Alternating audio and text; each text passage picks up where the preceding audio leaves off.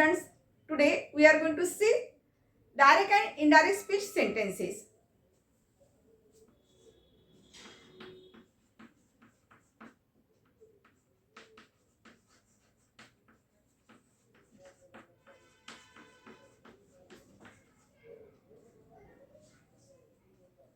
Yesterday we had seen that rules of direct and indirect speech as well as to be form, how to change in it. या प्रकारामध्ये नेमकं कशा प्रकारे काल बदल होतो हे आपण कालच्या तासामध्ये बघितलेलं होतं. तर आजच्या तासामध्ये आपण काय करणार आहोत की नेमकं डायरेक्ट आणि इनडायरेक्ट स्पीचचे जर वाक्य आले असेल पेपरमध्ये तर अशा वेळेस आपण कशा प्रकारे सॉल्व करायचं याविषयी माहिती जाणून घेऊया. Let us see first sentence. I said comma inverted comma मध्ये I can do my work comma inverted comma complete full stop. Second sentence, he said comma inverted comma मध्ये I swim across the river inverted comma complete full stop. आता बघा विद्यार्थी मित्रांनो, नेमकं तुम्हाला direct आणि indirect speech हे जे सेंटेन्स आपल्याला लक्षात घ्यायचे आहे ते कशा पद्धतीने पेपरला येणार आणि आपल्याला कसं लक्षात घ्यायचं आहे याविषयी माहिती जाणून घ्या. आता हे दिलेलं वाक्य जे आहे असं आल्यानंतर तुम्हाला इथे डू एज डायरेक्ट नुसार किंवा ब्रॅकेटमध्ये काय दिले जाते, make it indirect speech, make it indirect speech असं म्हटलं जाईल.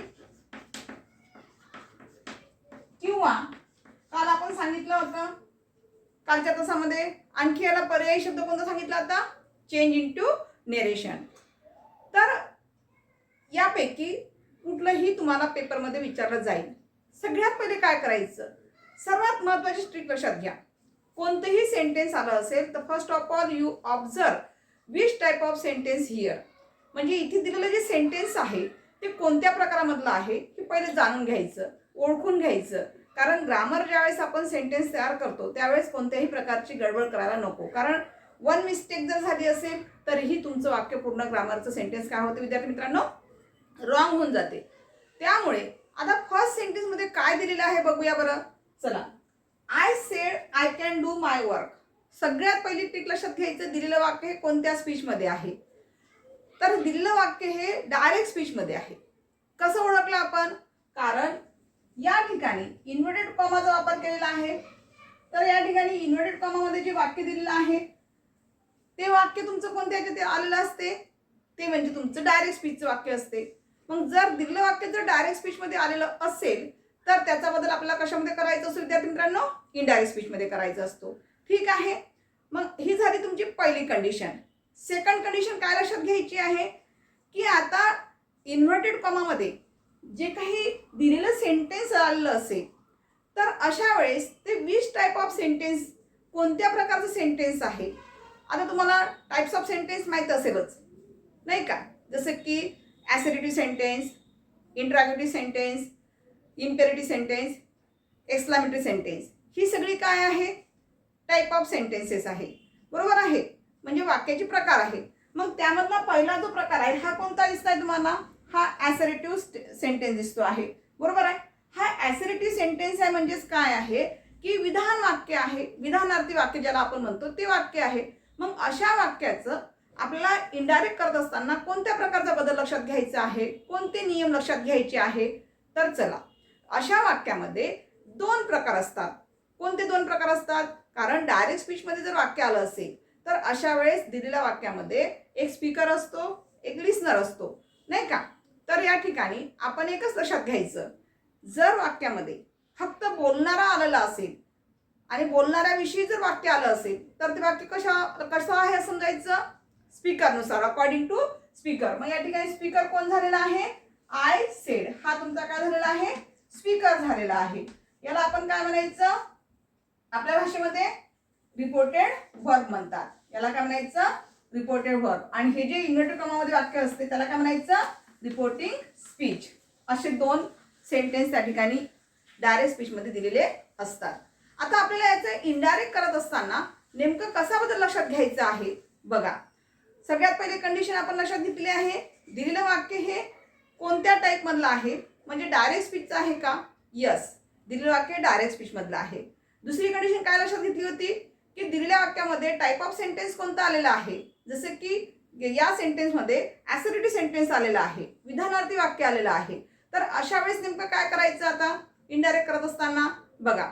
सगळ्यात पहिले रिपोर्टेड वर्ब जसं आहे तसं लिहून घ्यायचं. म्हणजेच आय सेड आहे. सेड म्हटलं तर पास्ट टेन्स आहे, म्हणजे भूतकाळी सेंटेन्स आहे. सेडचं सेडच राहील. पण हा कॉमा आणि हा इन्व्हर्टेड कॉमा कट करून त्या ठिकाणी दोन वाक्य जॉईन करण्यासाठी कोणता शब्द वापरतात? ॲसर्टिव्ह सेंटेन्स मध्ये दॅट वापरायचं विद्यार्थी मित्रांनो. कोणतं वापरायचं? दॅट. तर या ठिकाणी दॅटचा वापर आपण कंजेशन म्हणून या ठिकाणी केलेला आहे, जोड शब्द म्हणून केलेला आहे.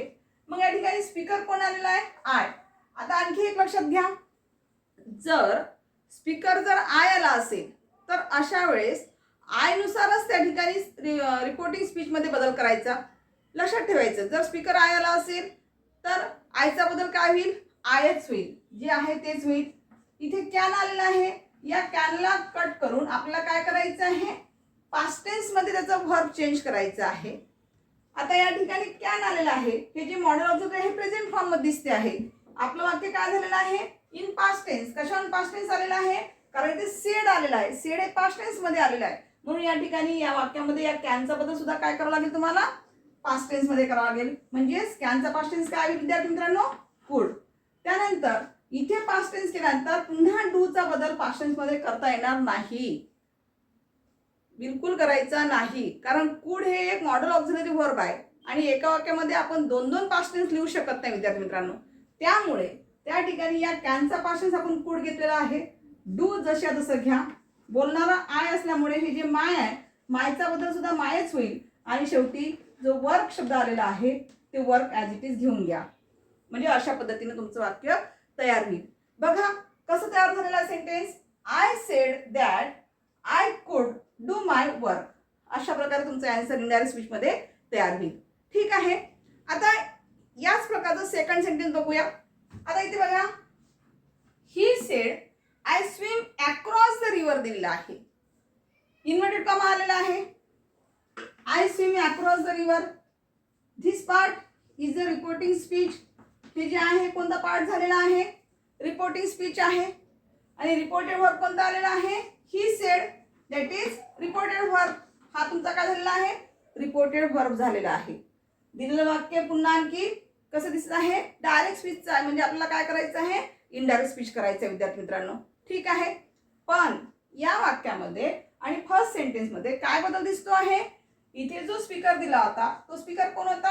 आय होता. आणि या ठिकाणी स्पीकर कोण आलेला आहे? ही. तर जसे असं ही सेड, पुन्हा सेड आलेला आहे. म्हणजे सेड आला म्हणजे कोणता टेन्स झालेला आहे? Past tense. पुन्हा दोन वाक्य जॉईन करायसाठी काय करायचं? दॅट वापरायचं. ठीक आहे. आता इथे दॅट घेतल्यानंतर इथे बोलणारा कोण आहे? ही. He said. तो म्हणाला.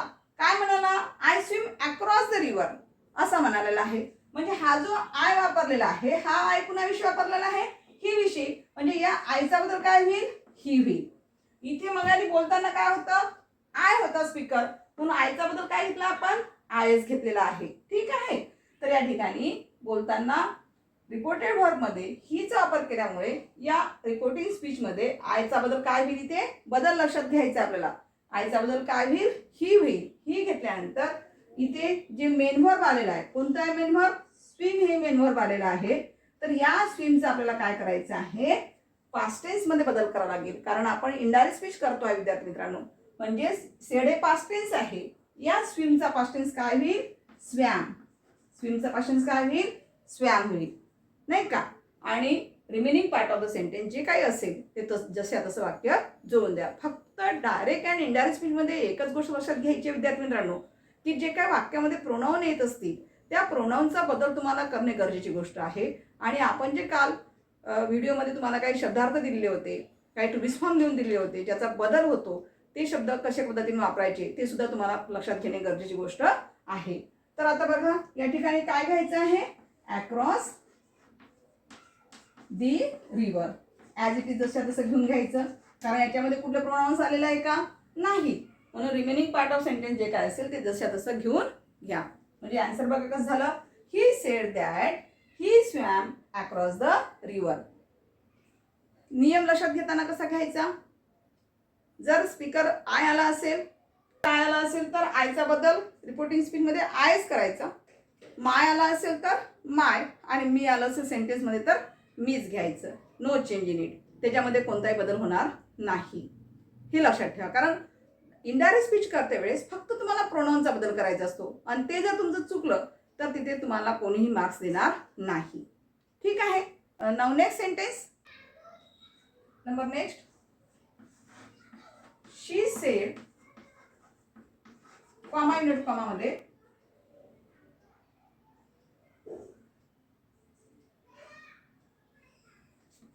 I shall do it.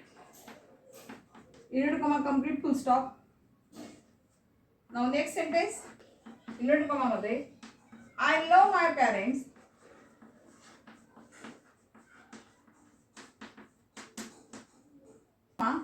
Said Rama. Said Rama. आता बघा आपल्याला काय करायचं आहे. सगळ्यात पहिले दिलेल्या वाक्यामध्ये रिपोर्टिंग व्हर्ब ओळखायचं आहे, त्यानंतर काय करायचं आहे, रिपोर्टिंग स्पीच बघायचं आहे. इथे काय आलेलं आहे, रिपोर्टेड व्हर्ब शी सेड, हे तुमचं रिपोर्टेड व्हर्ब आलेलं आहे. आणि रिपोर्टिंग स्पीच कोणतं आलेलं आहे, आय शॅल डू इट, हे जे आहे तुमचं काय झालेलं आहे, रिपोर्टिंग स्पीच झालेलं आहे विद्यार्थी मित्रांनो. ठीक आहे. तर या ठिकाणी आपल्याला दिलेला जो रिपोर्टेड व्हर्ब आहे त्याच्यानुसार आपल्याला सेंटेन्स तयार करायचं असते विद्यार्थी मित्रांनो. म्हणजे अकॉर्डिंग टू रिपोर्टेड व्हर्ब, म्हणजे जे रिपोर्टेड व्हर्बमध्ये तुम्हाला स्पीकर दिसलेला असेल किंवा स्पीकर आलेला असेल त्यानुसार वाक्याची रचना बदलत असते, वाक्यांमध्ये प्रोनाउन चेंज होत असतात. ठीक आहे. बघा आता ॲज इट इज जसं सर शी सेड, सेड पास्ट टेन्स आहे. हा कॉमा आणि हा कॉमा कट करा, दोन वाक्य जोडण्यासाठी काय घ्यायचं आहे, दॅट घ्यायचं आहे. पण इथे काय आलेला आहे, सब्जेक्ट आय आलेला आहे, पण पुन्हा विषय वापरलेला आहे या आयचा बदल काय करावा लागेल, शीचा बदल शी घ्यावा लागेल. म्हणजेच आय कट करून काय घ्यावं लागेल तुम्हाला, शी. इथे शॉल आलेला आहे. आता शॉलचा पास्ट टेन्स करायचा आपल्याला, कारण वाक्यामध्ये सेड आलेला आहे. सेड आला असेल तर शॉलचा पास्ट टेन्स काय होईल, एकतर शूड होतो किंवा वुड होतो. पण इथे येणारा जो हे जे शी आहे, या शी समोर आपण जनरली काय वापरतो, विल वापरतो. म्हणजे विलचा पास्ट टेन्स काय घ्यावं लागेल मग, वुड. म्हणून इथे घेताना तुम्हाला शूड न घेता तुम्हाला इथे काय घ्यावं लागेल, वुड. नंतर डूचा बदल डूच घ्यायचा, इटचा इट, शेवटी फुल स्टॉप. म्हणजे आन्सर बघा कसं झालेला आहे, she said that she would do it. अशा पद्धतीने आन्सर तयार होईल. ठीक आहे. Now next sentence, I love my parents said Rama. आता या ठिकाणी थोडं जो डायरेक्ट स्पीच दिलेला आहे तो डायरेक्ट स्पीच मध्ये दिलेलं जे वाक्य आहे ते काय झालेलं आहे, पोझिशन चेंज झालेली आहे. मग आपल्याला कसं माहिती आहे चेंज झालेला आहे, म्हणजे डायरेक्ट स्पीचचा भाग जो आहे, रिपोर्टिंग स्पीचचा भाग काय झालेला आहे, सुरुवातीला आलेला आहे. आणि जे रिपोर्टेड व्हर्ब असते ते कुठे पाहिजे होतं आपल्याला, सुरुवातीला पाहिजे होतं, तर ते कुठे गेलेलं आहे, शेवटी गेलेलं आहे. तर अशा वेळेस आपल्याला इनडायरेक्ट करत असताना नेमकं कशा पद्धतीने करणार तुम्ही, तर आपण विद्यार्थी मित्रांनो सुरुवातीचा जो सिक्वेन्स आहे, रिपोर्टेड व्हर्ब सुरुवातीला घ्यायचं, त्यानंतर रिपोर्टिंग स्पीच घेणार आपण.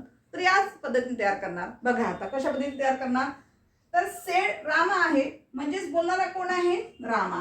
रामा सेड अशा पद्धतीने लिहायचं. दोन वाक्य जॉईन करासाठी दॅट घ्या, दॅट घेतल्यानंतर आय आलेला आहे सब्जेक्ट मध्ये, तर आयचा बदल काय होईल, ही. नंतर इथे लव आलेला आहे व्हर्ब, त्या व्हर्बचा पास्ट टेन्स करावा लागेल, लव. माय पॅरेंट्स दिलेला आहे, म्हणजे मायचा बदल काय होईल, बोलणारा कोण आहे, रामा.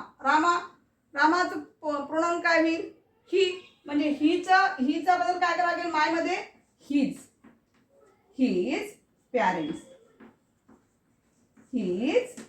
म्हणजे आन्सर बघा कसं झालं, Rama sed that he love his parents.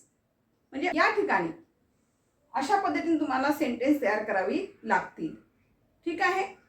तर आजच्या तासामध्ये विद्यार्थी मित्रांनो आपण आजच्या भागामध्ये इनडायरेक्ट स्पीच करत असते वेळेस कोणत्या प्रकारामधले केलेले आहे? फक्त ज्या सेंटेन्समध्ये स्पीकर आलेला आहे, स्पीकरची सेंटेन्स आपण बघितलेली आहे. आणि दुसरी गोष्ट, डायरेक्ट स्पीच वाक्य आलं तर कशा पद्धतीने लक्षात घ्यायचं, जर पोझिशन चेंज करून आलं असेल सेंटेन्समध्ये तर कशा पद्धतीने तयार करायचं, याविषयी सुद्धा आपण माहिती बघून घेतलेली आहे. In the next video we will see the another part of this topic. Thank you.